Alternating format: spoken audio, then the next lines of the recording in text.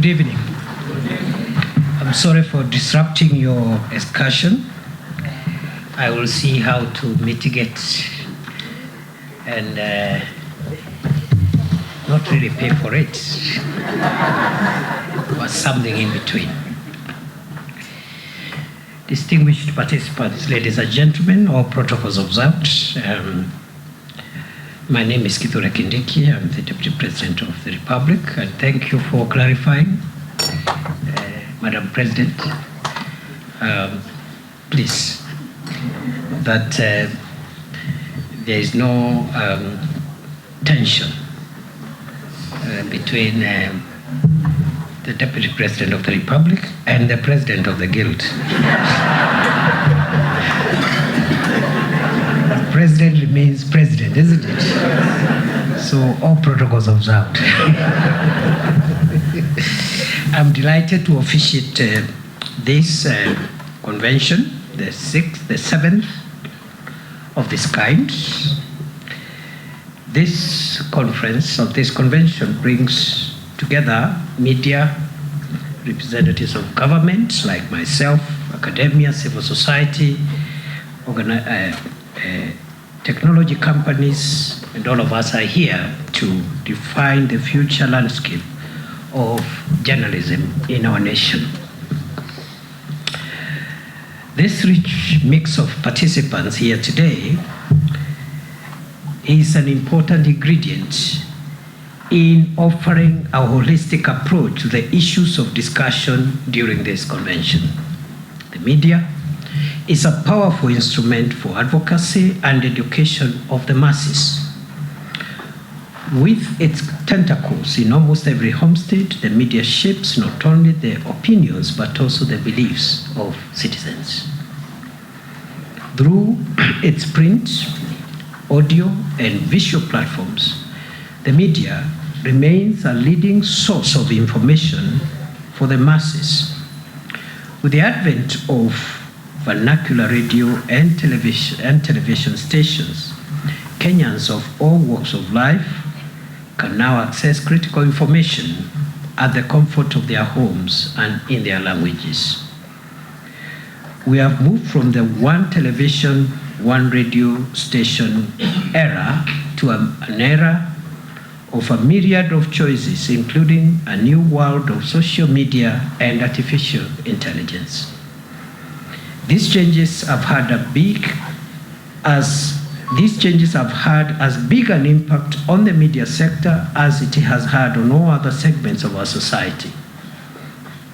Today, media houses are struggling to compete with non-traditional peers where integrity and standards cannot be assured. The transition to digital platforms has meant a reorientation and a recalibration, oftentimes at great cost. It is not lost on all of us that the evolution of a technologically driven world order now has the media fraternity as one of its many victims, if not casualty. The advent of the internet and the rapid growth of digital technology have revolutionized how we consume information and entertainment. It is therefore imperative that we all adapt or perish. The need for media actors to innovate is now.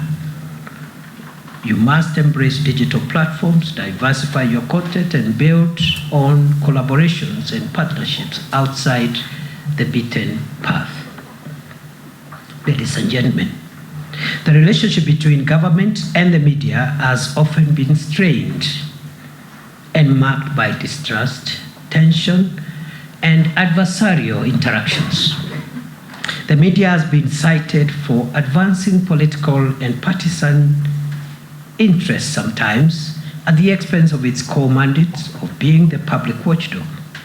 It has been blamed, maybe fairly, maybe unfairly, for the deterioration of public values through the glorification of immorality, vanity, and morbidity in pursuit of the almighty shilling. On the other hand, government has been accused of frustrating the media due to its publicization and profiling of issues in society. Government has been accused of seeking to control coverage through coercion and intimidation. Government has been accused of failing to protect media freedom and the personal safety of journalists. We must bridge this divide and build a working partnership grounded on accountability and responsibility. Both the media and government are charged with great responsibility, great power, great influence. And whoever is entrusted with great power and great influence must, and I say must, be subjected to great accountability. To whom much is given, much is required. It is not in doubt, perhaps from where I stand, that government appreciates the role of the media as a watchdog in society and will continue to support the sector to effectively perform its role of shaping public discourse. Through educating the public on current affairs, exposing malpractices, and holding government agencies and officials to account, the media contributes to the safeguarding of the tenets of our national values and principles of governance, which are espoused in Article 10 of our Constitution. However, the exercise of media freedom as guaranteed by the Constitution should be of necessity be tempered with a sense of responsibility, as I have said, and accountability. It is more common today to find single perspectives barely tempered by a right of reply about perceived government action or inaction. Indeed, it is not uncommon to see small insert apologies, often a few days after a sensational story has been published, seeking to apologize and clarify positions, and only after a victim has called the media out for its misreporting, by which time the credibility of the victim is in shambles. Journalists must uphold a high level of professionalism that is founded on professional standards. I am aware that the Kenya Editors Guild, as the Professional Association for Editors in Kenya, is dedicated to promoting media professionalism and credibility. I call on you to do more. The profession is expected to candidly critique and point out areas where the government can do better. As you do so, it is equally important to spotlight the reforms, initiatives, programs that occasionally government implements, sometimes without a lot of fanfare, to improve the lives of Kenyans. In other words, paint a comprehensive picture for the people of Kenya, both the good and what you think could be done better. Government does not ask to be favored. We do not request to be favored. No, we ask and indeed expect impartiality in your reporting, where you present all the facts and cover all sides of a story. Fair reporting, in a sense, should mean not reporting what cannot be verified. Reporting must not be aimed at tarnishing people or institutions' reputations. Just a few reflections. We have been asking ourselves, for example, those of us who are privileged to serve in government at this time, could, for example, the new healthcare system, the Taifa Care, could it provide a silver lining, if not for any other reason, in its ability to perform data analytics for the first time, so that we can identify and plan for the most common diseases affecting Kenyans today? Isn't the affordable housing program inadvertently providing avenues for our young TVET students to to undertake industrial training, and for everyday masons, welders, and carpenters to become experiential teachers to these young minds. What is really so different about the new university funding model from the old help application process that required a letter from the chief? And so on and so forth. And what we are saying here is that government, like any other human endeavor, is not perfect. But I'm sure there are things, there are programs, there are policies, there are initiatives that are for the interest of our country and that promote the public interest. And I think it is only fair, even as corrective reporting is done on the imperfections of some of the programs, it is only fair that those highlights of what is working also find their space in your reporting. I saw yesterday, I think, His Excellency the President launched the, it's not really launching, but just gave the status of where we are on enhancing transparency in the e-citizen endeavor. And he did report how government revenue that hitherto used to be pilfered, used to be mismanaged, has exponentially increased because of the transparency measures that have been put in place through the digitization of government services. Tremendous leaps and tremendous savings have been done. Money which ordinarily would be stolen, pilfered, and misappropriated by people who are using manual methods of collection. In the fight against corruption, which I think remains one of the most consequential fights that this country must sustain to be able to survive in the long run, for the country to survive in the long run.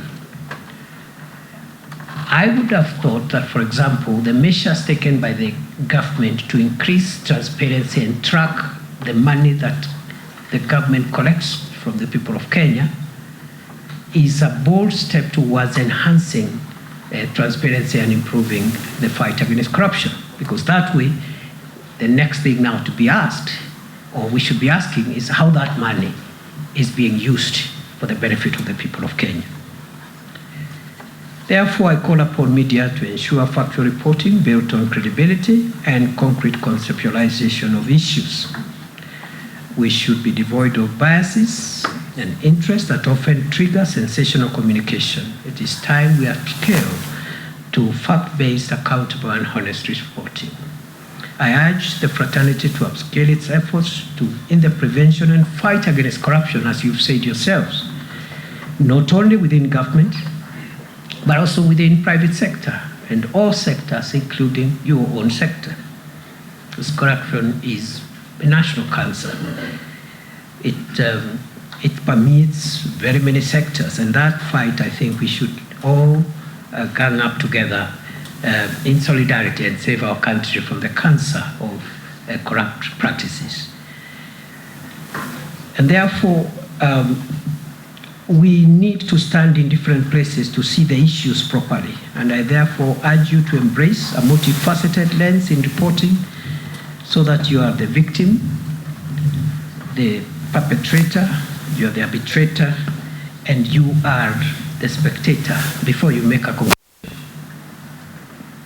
So that you know, as media actors, you frame the public mind properly.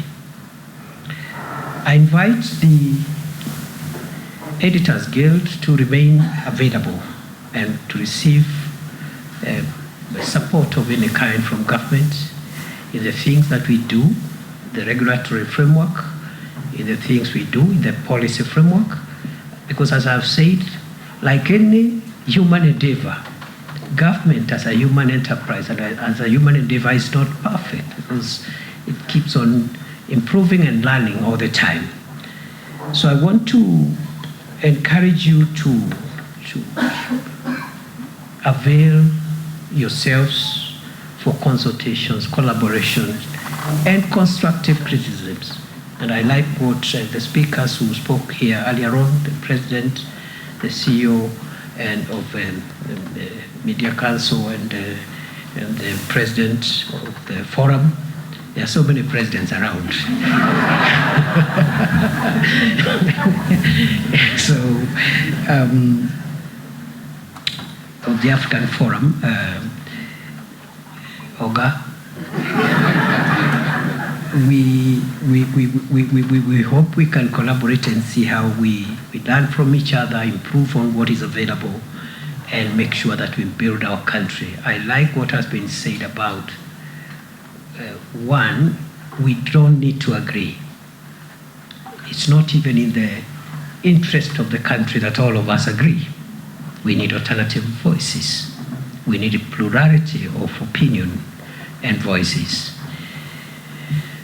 What we must guard against is disagreeing in a manner that jeopardizes our broad national interest. We should not, for example, disagree violently and use violence on each other. Therefore, Madam President, I know you, it's fine, you don't have to stand. I know it is, I know that clip you showed here was deliberately prepared.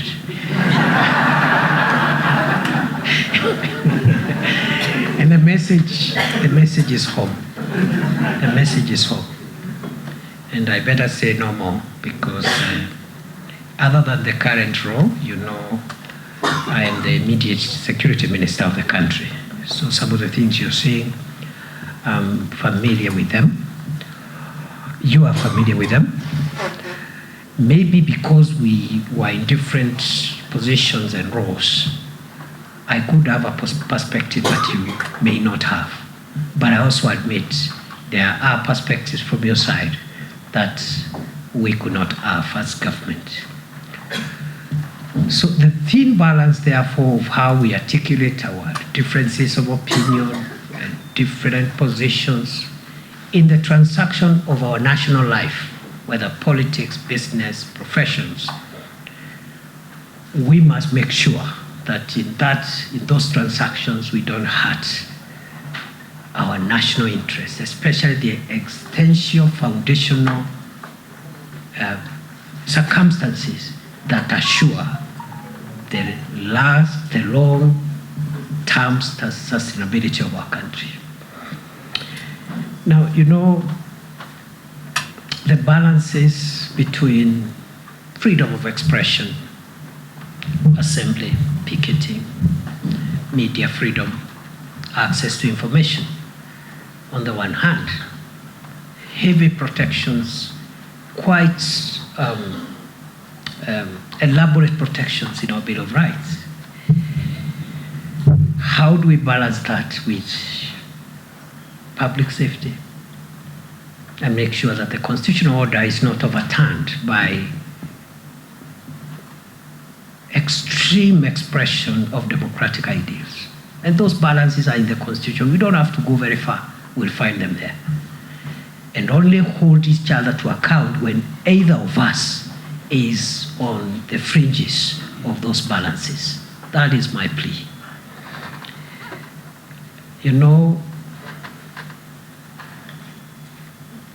our friends in the US had a democratic stress test like the one we had in June in this country. I would not call them protests, I would call them a democratic stress test. Because the tensions between the liberties of the citizen, which are immutable and entrenched, and the survival of our constitutional institutions, that delicate balance is something we will have to navigate going forward. I don't want to raise issues which are not for this forum. But I've been wondering, as a citizen of Kenya and as a leader and a member of this administration, We are guaranteed our freedoms in very absolute ways, sure. But I thought the same constitution has also asked us to preserve the nation and preserve the constitutional order and its institutions. I thought so. I thought so. If that be the case, for example, if, for example, through popular consensus, and I'm saying this is hypothetical, it did not happen, but if by popular consensus we generate adequate public consensus to do away with some of the institutions of governance completely, and we can go all the way into doing a referendum to validate it, because that is the absolute way of democratic expression. We decide, the people of Kenya are sovereign, it is true. They exercise their sovereignty either directly or indirectly, directly through the organs that are established in the constitution like parliament, legislature, executive, but directly through elections and referenda.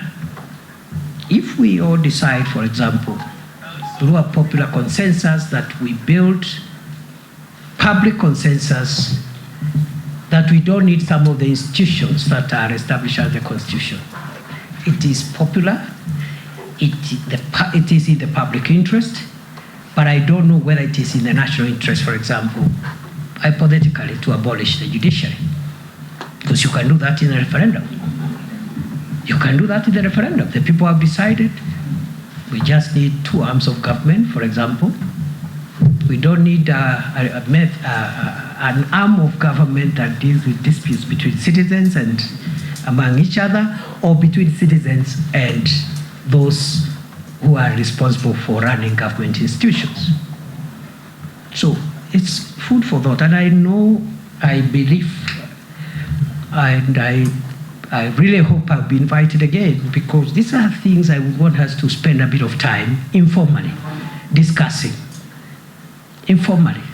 It costs nothing to exchange views. And you don't have to take my views.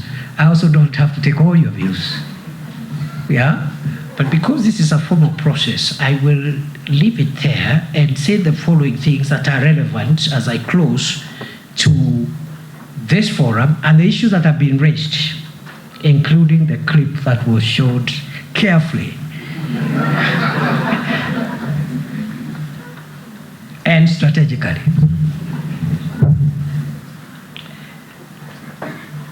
First, my sister here, our cabinet secretary for ICT, is one of your own. Is one of your own. She is, yes, a member of government and so forth, but professionally, she's one of your own. I am a member of government, but professionally, I'm an advocate of the High Court of Kenya. I am a member of the legal profession. Okay, that is a lifelong badge of honor we all carry, you know. So I see no reason why we should not have avenues for talking to each other. I see no reason. I just gave Margaret as an example. She's a professional from your own circles.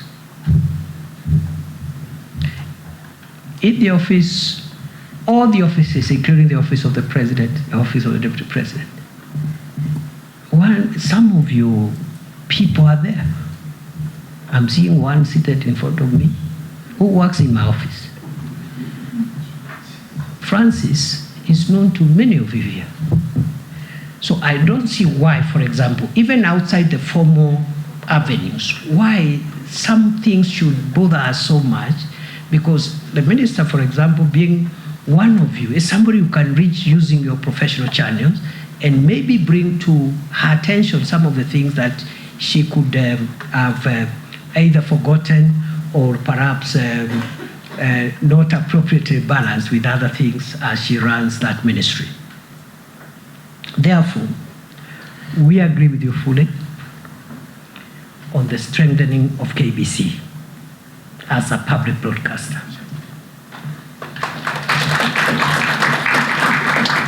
We equally agree with you fully and unequivocally on the need for us as a country governed by the rule of law and a constitutional order. We should respect court orders and what the courts have said about the relationship between the Media Council of Kenya and the Communications Authority. There should be no doubt or debate because we are a country run by the rule of law. Traditional issues and so forth, but that is a discussion we can have. But I think there is nothing to negotiate around that space. On the safety of journalists, we agree. For the reasons which I have said in my formal remarks, we agree that the safety of journalists is critical. We believe in the freedom of the media.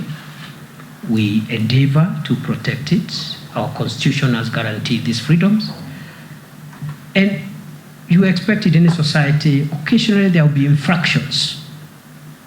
The problem is when we do not address those infractions as we are required. And therefore, I want to commit for the journalist who was hurt here in this city, that is quite unfortunate.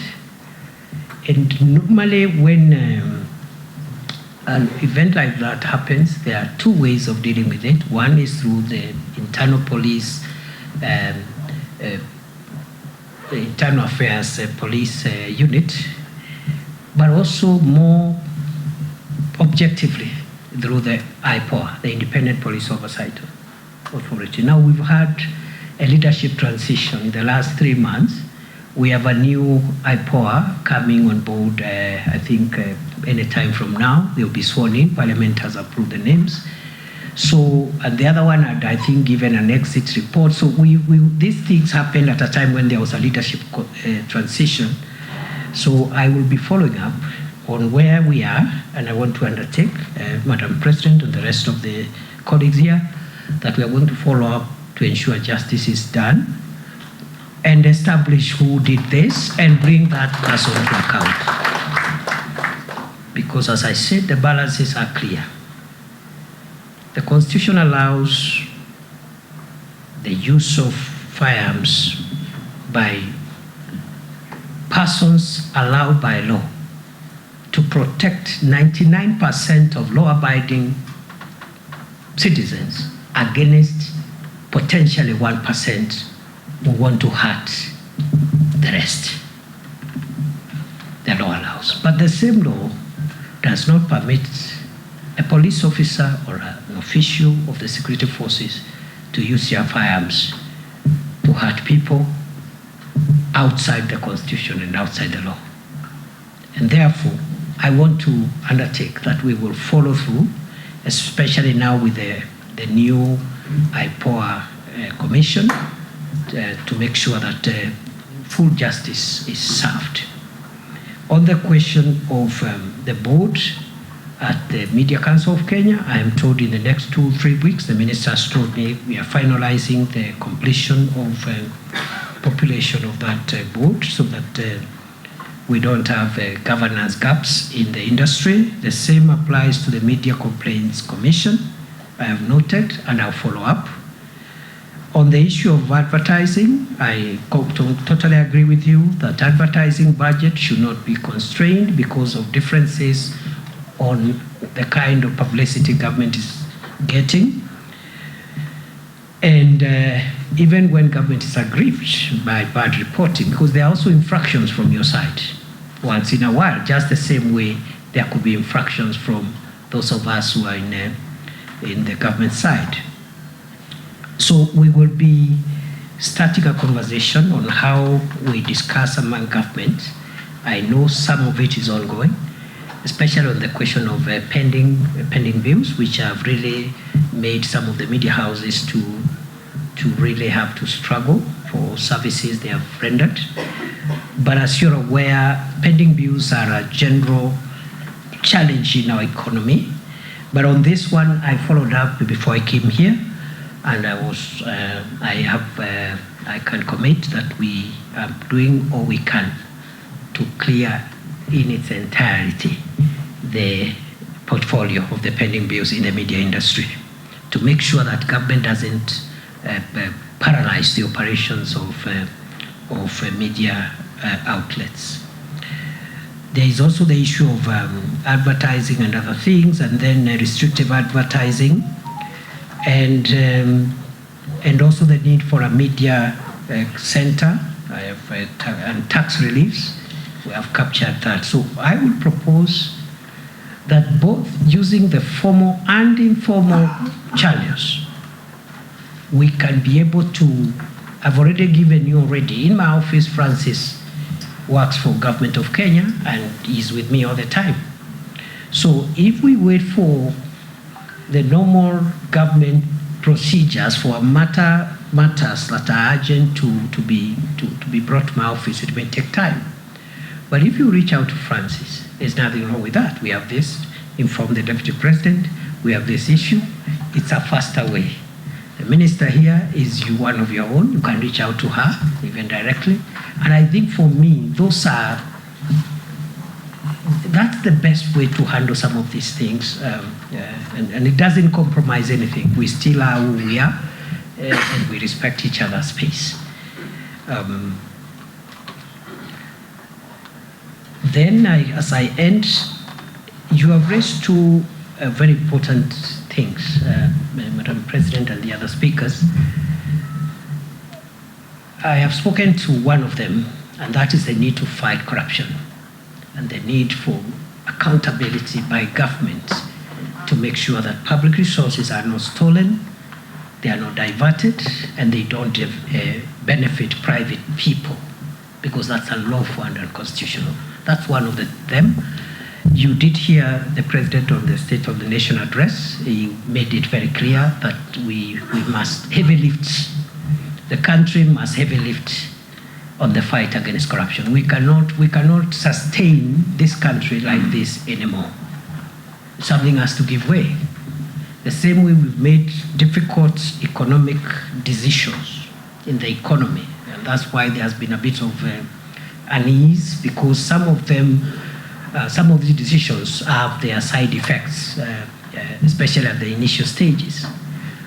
We must also heavy lift on the fight against corruption, using the hard ways, like the ones I said, jailing people and so forth. But also I also mentioned about soft ways.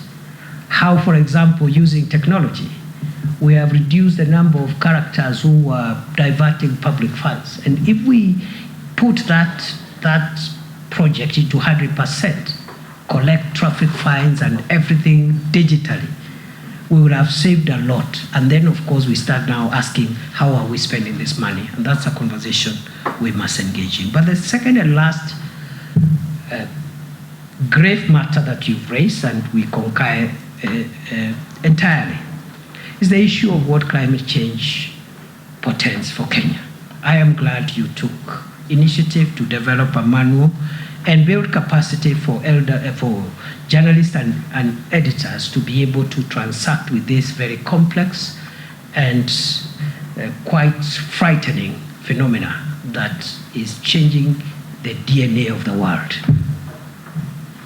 His Excellency the President has provided political and diplomatic leadership on climate change diplomacy globally, leading to the hosting of the African Climate Summit in Nairobi. And thank you very much for the support you gave. The highlight, the profiling of that summit was phenomenal, and we owe it to you, because you are the owners of the instruments of visibility. Climate change and corruption today are national security threats. I have just left the Interior Ministry. The traditional threats of terrorism, organized crime like banditry and so forth, and trafficking in persons will continue to be there in the foreseeable future. But additionally, in our national security priority list corruption, because of the effect it has on economies and sustainability of the nation, and climate change are part of the national security matrix. And when I mean national security, I mean existential and survival aspects of our country.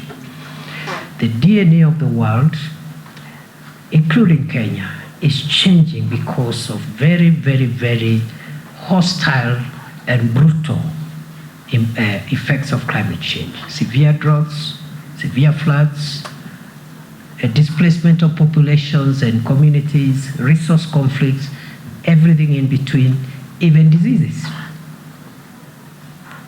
And therefore, good people, you are leading the way in integrating your profession to the science of climate change, and that is very commendable. And this country applauds you for what you've done. And really, if anybody had a doubt that the Kenyan media is a trailblazer and a thought leader for the region, and I dare say, we also compare very well even in the world. The kind of things Kenyan media does are not in so many democracies, as much as we have problems. In fact, the reason why the challenges we have get highlighted and we get angry when infractions are committed is because our country allows the visibility of those infractions, and we have a very good media, a very good constitution, and I think we should all struggle to fit into the very, very, very good example that you provided, so that other sectors can follow suit. Those are my remarks for today. I wish you all the best. I hope you said you're giving me the book or something. That will be. And thank you for inviting me for the park thing, the park and dinner something, the game drive. I really wish. I'm actually tempted to take the offer. So I wanted to ask, don't clap too soon.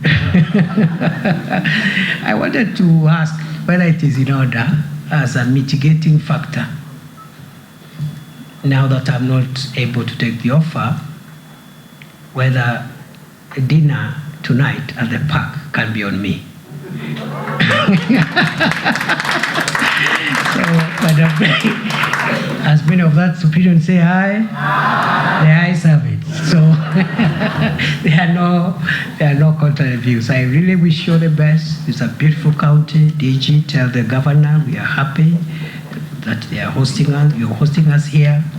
We wish you well. Our guests and friends of Kenya, the Chinese government representative, the British government representative, the partners who have supported our media to grow in leaps and bounds, asanteni sana. Na mimi tunaomba tu tujaribu tu kuelewana kama Wakenya, mahali matatizo yako tuyatatue. Ofisi ya Rais, ofisi zote za serikali ziko wazi, na you're free to contact us even directly on what you think we need to do. So we need to look, Margaret, we need to agree with this team. We need to agree with these colleagues on what they want. I heard them say there are things that they have challenges with in our proposals. Don't allow those proposals to go very far without having a sit down and canvassing some of these issues. We might as well find out that the issues are valid, and I suspect they are, and we should not be able to push through something that will hurt our colleagues in the media industry.